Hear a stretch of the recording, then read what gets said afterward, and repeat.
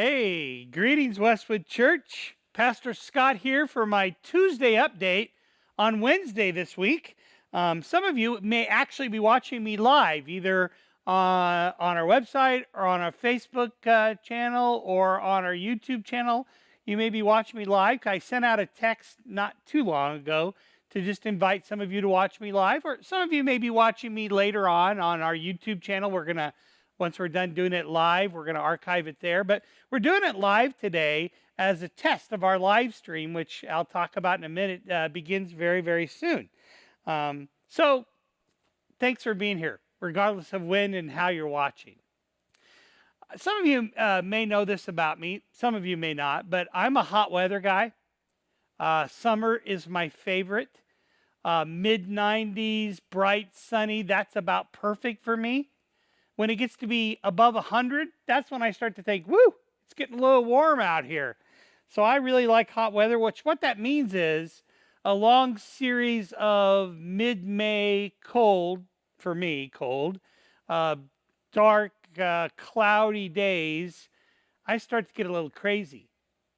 And in the midst of a time like that, which of course in Nebraska happens, we're in the middle of one right now, in a time like that, I have to remind myself of something that I know, but that I sometimes have to take on faith. I have to remind myself the sun is always there, even when I can't see it, even when it's covered by a thick blanket of clouds. The sun is always there. It's always there. It's always providing light. It's always warming our planet. It's always growing plants. It's always making our planet inhabitable. So it's there, even when I can't really see it. And maybe, just maybe, that's a word you need to hear today. That the sun, S-U-N, is always there. But guess what? The sun, S-O-N, is always there too. I know sometimes life can feel dark and cold and dreary. And you may wonder, in the midst of difficult times, where's God even in the midst of all that? Well, I want you to know that He's always there. He's always working on our behalf, even when we can't see it exactly.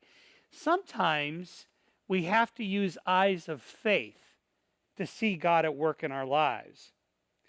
I was looking the other day at the book of Hebrews chapter 11. The book of Hebrews chapter 11 has earned the title the Biblical Hall of Faith Hall of Fame, because basically the book, chapter 11 of the book of Hebrews, is a list, just the stories briefly told, of famous characters from the Old Testament who displayed great faith. And actually, some of them are kind of surprising, like Samson as an example. I don't think of Samson as that great of a character. But in the midst of that list, the story is mentioned of the people of Israel walking through the Red Sea. You remember that story, right, from Exodus? God had just freed the people from Egypt, and they were leaving, carrying plunder from Egypt, and they came to the Red Sea, and the Egyptian army was coming down on them, and they're thinking, oh no, we're about to get slaughtered here, and God opened up the Red Sea for them to walk through. Now, I just want you to think about that for a moment. Maybe you remember the Charlton Heston movie or whatever that scene is, but think about it for a moment. You're looking at this sea, and there's this narrow, presumably dry pathway through the sea, and on either side are these walls of water being held up by God, I guess, and you're asked to walk right through that. That would take a lot of courage. It would take a lot of faith. Now, of course, we're in a time right now that seems threatening, that is unsure for sure. It's a little bit of our own Red Sea experience, and we are being asked to walk through it trusting God. Hebrews chapter 11 begins like this. Faith shows the reality of what we hope for. It is evidence of things we cannot see. Faith shows the reality of what we hope for. It is evidence of the things we cannot see.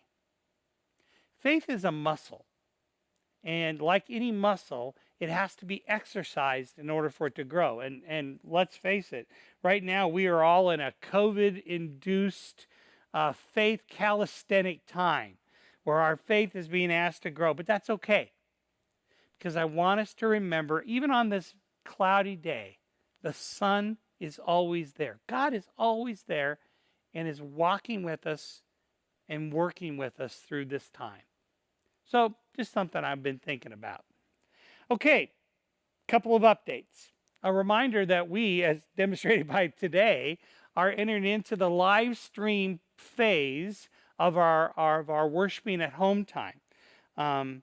So what that means is that Sunday, we're going to do our worship services from this room, and we'll be live streaming them like we are right now online to our Facebook page, which is Westwood Church Omaha, our YouTube channel, also Westwood Church Omaha, and our website. If you go on our homepage of our website, right down there at the bottom, there's kind of 4 icons there.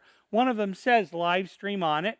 And you click that, it'll take you to a page where you'll be able to watch it too. And it'll work some of the same way if you got a chance to watch this live now that this is working.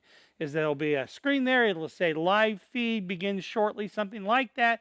You might see a little beginning roll if we have to get that done in time to let you know, and a countdown to let you know that we're about ready to start. And then we'll be doing the worship service live from here, only there'll be no congregation this week. So it's at 9 and 11 this week on Sunday. So watch for that. Remember, it's YouTube, our YouTube channel, our Facebook page, and our website. So watch for that. So just wanted to make sure you're aware of that.